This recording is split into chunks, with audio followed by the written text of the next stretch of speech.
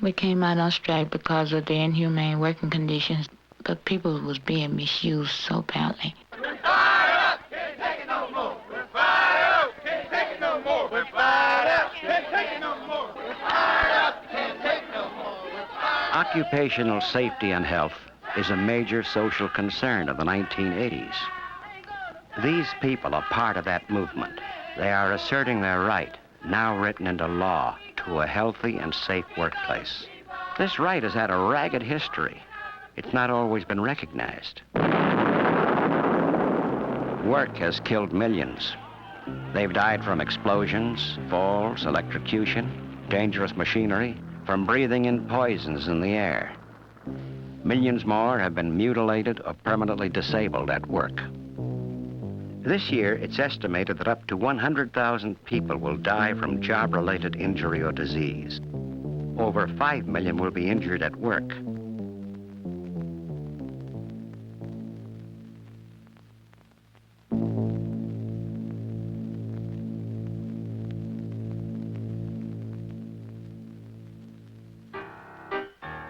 Following the Civil War, the American economy was expanding rapidly.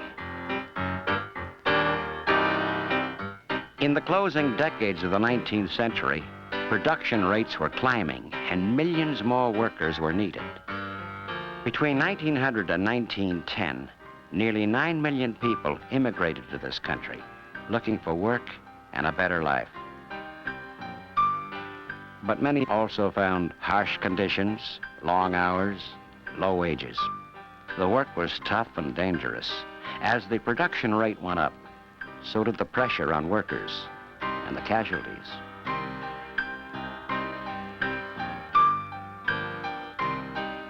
Railway workers had one of the most dangerous jobs. Nearly 15,000 were killed between 1902 and 1908. Mining accidents were frequent. 4,700 died building the Panama Canal. In a single Pennsylvania county, 526 workers were killed in 1 year. There were few government rules covering safety and health, and workers had few rights. There was no legal protection for unions. When workers did organize against these harsh conditions, their strikes were usually broken by the company, sometimes with the aid of hired police or government troops. Outraged journalists and social reformers began to support workers' efforts to organize. Photographer Lewis Hine exposed the horrors of child labor. Novelist Upton Sinclair, in his classic work, The Jungle, described the brutal lives of Chicago's stockyard workers. He said, "I wish to frighten the country by a picture of what its industrial masters are doing to their victims." Exposés like these finally led the government to create the first agencies to protect workers. Woodrow Wilson won labor support by agreeing to improve safety in the workplace. In 1913, the Department of Labor was established. Pressure for change was often finally effective only after a major tragedy. After 361 men died in the Monongah mine disaster of 1907, the Bureau of Mines was set up to supervise mine safety. Gradually, industry began to regulate itself in what is known as the voluntary safety movement. The National Safety Council, founded in 1913, set voluntary guidelines for safety engineering and better working practices. Companies put guards around dangerous machinery, set up first aid stations, and began safety classes. But safety education stressed that most accidents were the workers' own fault. This film, made by the National Association of Manufacturers in 1911, was one of many that singled out workers' carelessness as a cause of disaster.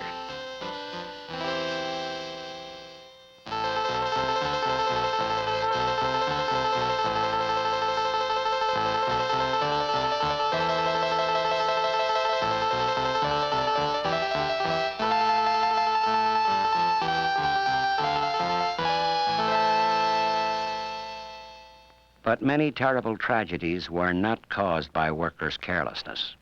The same year that film was made, a fire burned the Triangle Shirtwaist Factory in New York. Because many of the exits were locked, 146 people, mostly young immigrant women, died. Again, it was only after the tragedy that the first permanent commission to inspect factory safety was set up in New York. During the same time, industry helped establish a system to compensate workers for accidents. While this workman's compensation system gave employees a measure of financial security for the first time, it took away their right to sue the company for damages. The amount of compensation was limited, and workers were not represented on the boards that decided claims. But this growing concern for workplace safety had some noticeable results, and accident and death rates fell. In fact, many industrialists thought the safety problem was solved.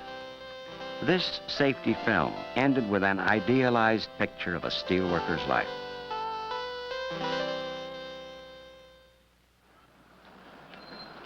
The Safety and Health Committee can be one of the most important committees in the plant. Workers today, like these at a Chicago steel plant, know the safety problem isn't solved. And we know, all of us working in that plant, that there's just a myriad of problems out there in safety and health that we've got to begin to do something about. One thing is for sure, if we got a backlog of safety and health grievances and good, well-attended meetings where people bring out specific problems, we're going to be in a much better position to negotiate those kind of health and safety provisions that we need, because they're going to be based on something real. I've got a list here of 26 accidents that I've heard about. Many of them serious. The guy got 200 stitches. 200 stitches? 200 stitches. Another guy got shocked with 2200 volts. There was a burner killed in the 34th. He didn't pick up his card at the end of the turn. They found him. They went out to look for him a few hours later, and the blood was already dry and everything. He was under several tons of steel. The one case I think some of the people here are aware of is this case of Jesse Bustos at the 30-inch. When I finished unscrewing, I had no idea that this piece of steel was supposed to drop on the generator. When it dropped, when I finished unscrewing, when that piece of steel dropped, it grabbed the tip of my glove, and I got caught, these two fingers. I was stuck for 45 minutes. They couldn't do nothing until the doctor got there. He got there, I think, in about 20 minutes. I got the morphine shot. It took him more or less 45 minutes to get me free.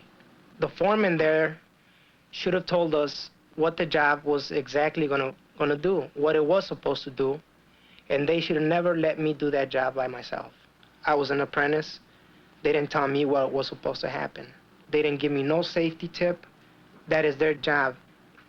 Management must provide safety training before the man is put to work on that job. You have a union, something that we didn't have at the beginning.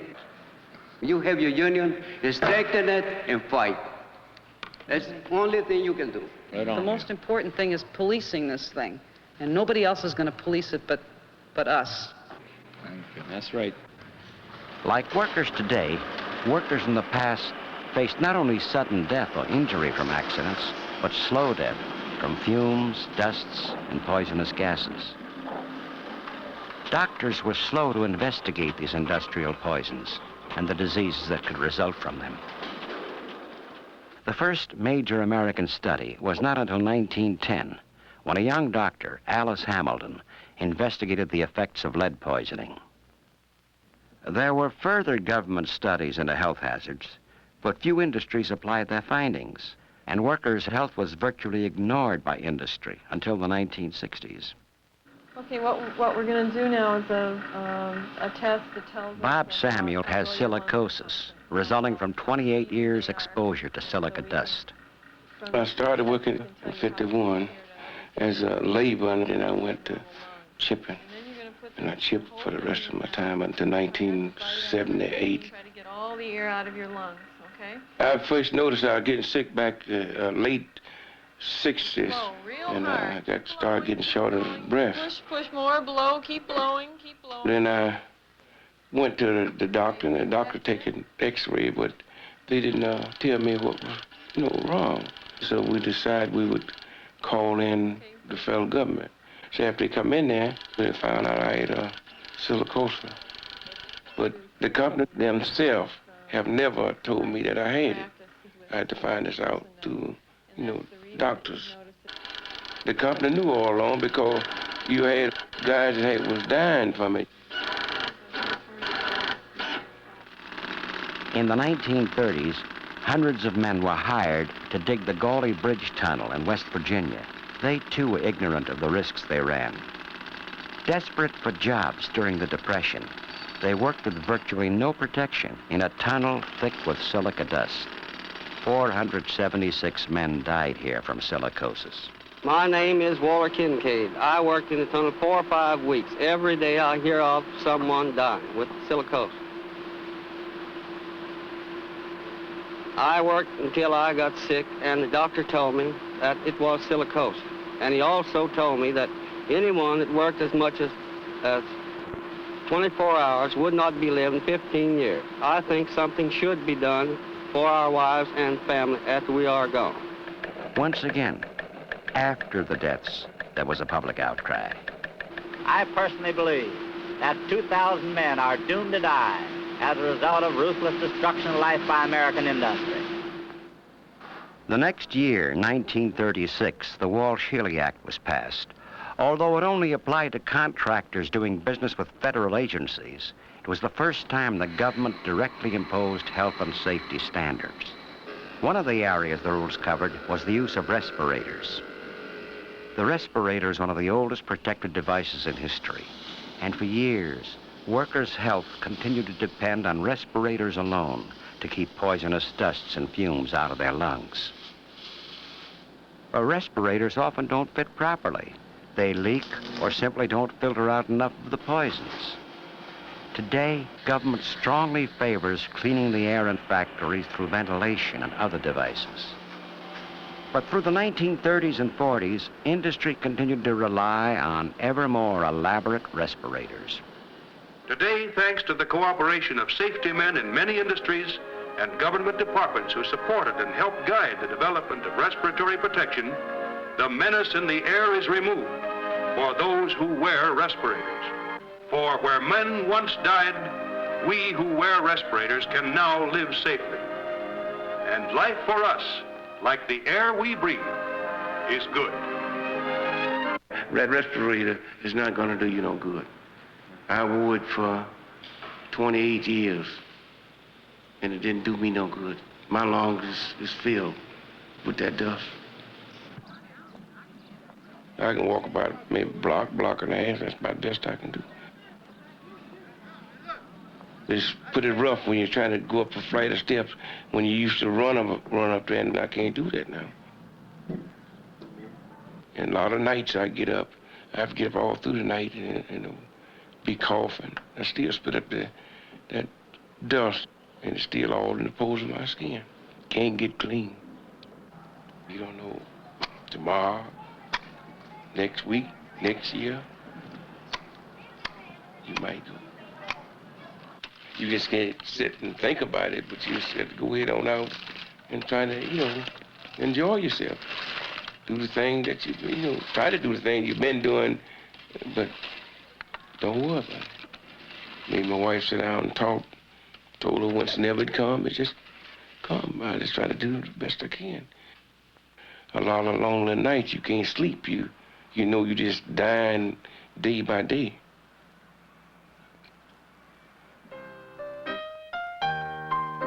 The 1930s, the Depression, years when you were lucky to have a job at all. But Franklin Delano Roosevelt began New Deal legislation to help people during the Depression. He introduced jobs for the unemployed, Social Security, a minimum wage, and the 40-hour work week. Although most of these laws did not directly affect safety and health, they permanently raised the level of government concern about working conditions. The National Labor Relations Act made it a legal right to unionize.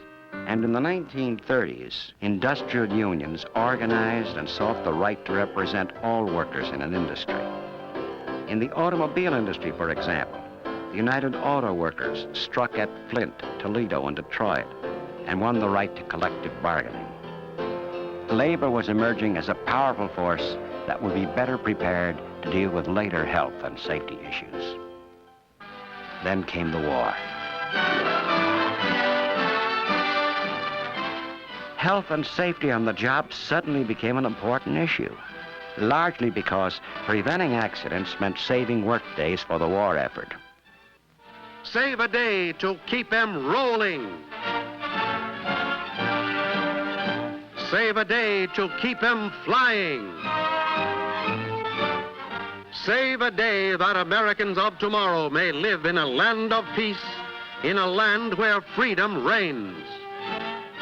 Safety supervision was stepped up in federal war plants, and the need to keep workers healthy led to some advances in industrial engineering and medicine. The Public Health Service laid down its first standards, setting maximum levels for dangerous air pollutants at work. But these first standards were often far too lenient to clean the air effectively, and they could only be enforced in plants with federal contracts. For the rest of industry, they were only voluntary guidelines, so many workers' health still depended on the goodwill of the company.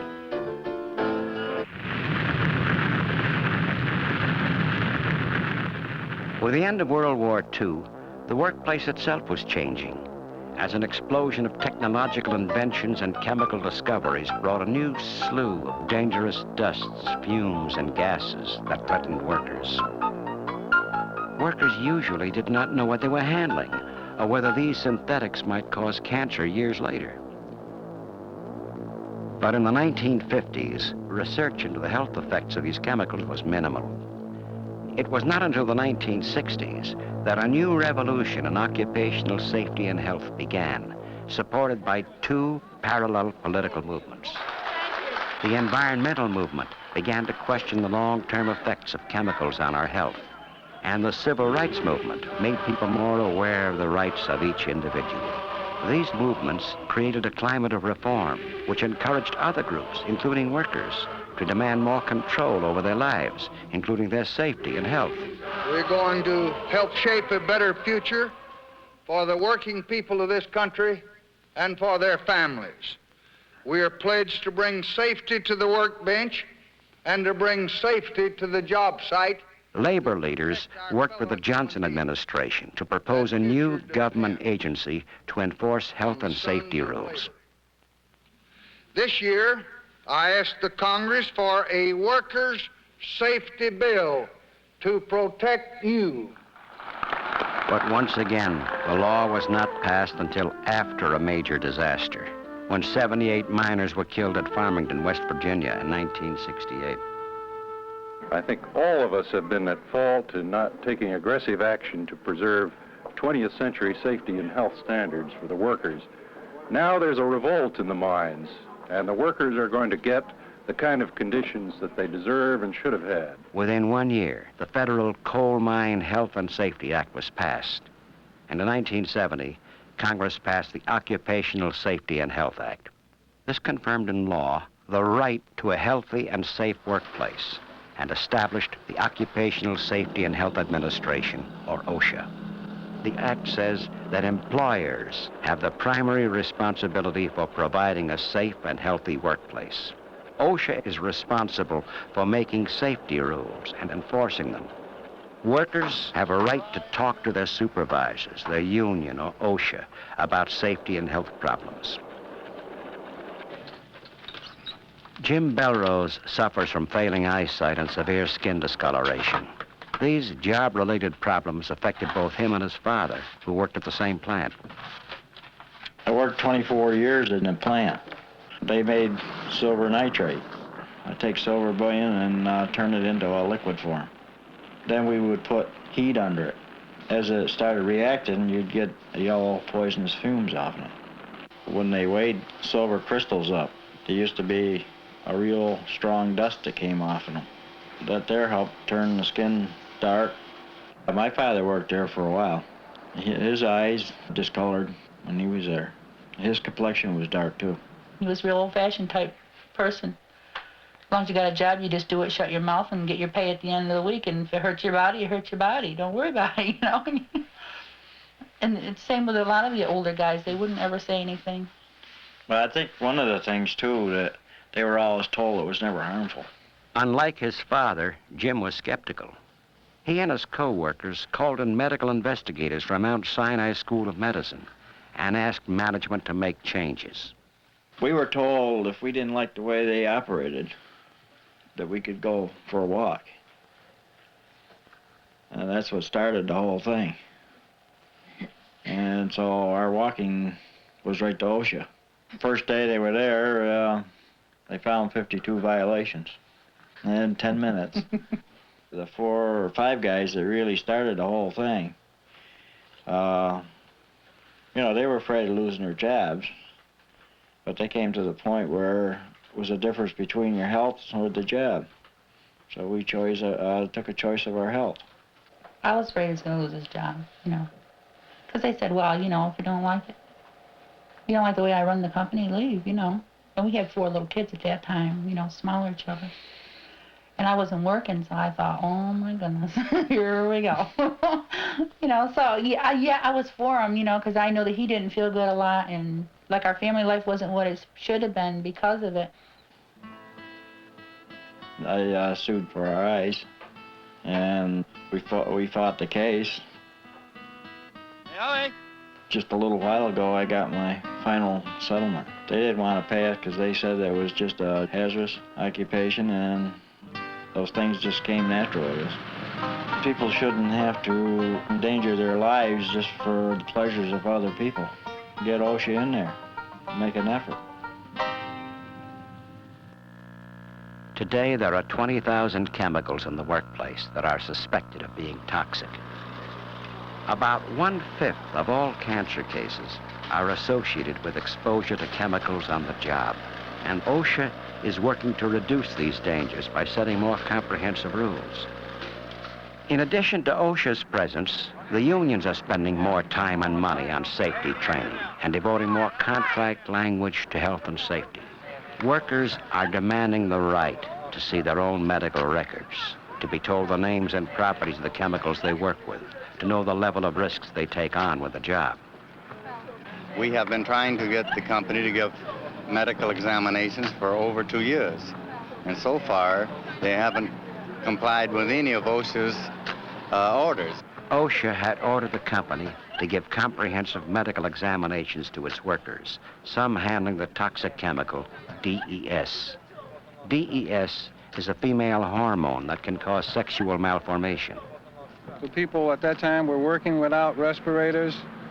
And if they used respirators, they were dirty, they weren't clean, they had no training program. People were very ill. Some of the guys grew breasts. All I did was mix these little packets of pure DS into some liquid. And I was exposed to this, and my breasts enlarged and itched, and I had a lot of trouble. And I was becoming impotent. He got the contamination so terribly bad that he finally had to have surgery. And they had to cut him. They had to open him up breast to breast. My life now is just, I got a divorce in 1976. My ex-wife got married again because she didn't think I was a good, I don't know what the story was, but anyway, that's what happened. The big wheels of the company, they didn't care if you had to go get an operation or anything. They just figured, what the heck? It's them, not me. They're doing the right thing by being on strike. They'll probably shut the place down, but it's probably the best thing for all people ever going to work there again. The reason why I took the DS job in the first place because it was more money. And right at that time, I was in the process of getting married. And I thought it'd be better for me and my wife if we had more income coming in. I was hoping that I wouldn't be one of the ones that would get it, but I did. Over the years, American workers have won the right to organize unions and the right to have safe and healthy workplaces. Sometimes these two rights are exercised together. In Mississippi, Gloria Jordan is trying to organize her chicken processing plant. And one of the main issues is what she knows to be harsh and dangerous working conditions. If you're looking for a job or want a better job, then listen to this message from... The dangerous job is cutting on the saw. These saws was placed right in front of the ice house, and they would keep the ice door open. So the people's hands would get so cold, they weren't able to know if they was cutting the chickens or cutting their hands. Permanent job opportunities for processing plant workers. By several men got 3 or 4 fingers cut off. Excellent pay scale, life and hospitalization. Girl got one of her breasts cut off. Paid holidays and paid vacation. You only had 3 times a week to go to the bathroom. If you couldn't do what you had to do in your clothes, then you would be suspended. You would break out in, we call it chicken rash. And it looks like chicken pox all over your body. As the workers have said, treats the chickens in his plant better than he treats the human beings who work for him. The permission of going to the bathroom, you asked him, please, master, let us go to the bathroom, and he wouldn't let you go. A pregnant woman, 3 months pregnant, asked to go to the bathroom, and he wouldn't let her go. Within 5 hours, she had a miscarriage. To the workers of the farm, that is not misusing human being, that is taking a life.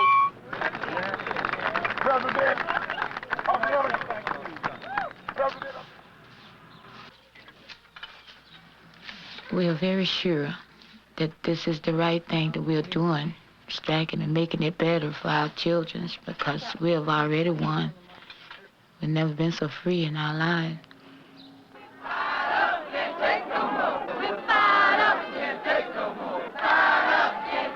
We are beginning to change our attitudes, to protest about dangers that used to be accepted as part of the job.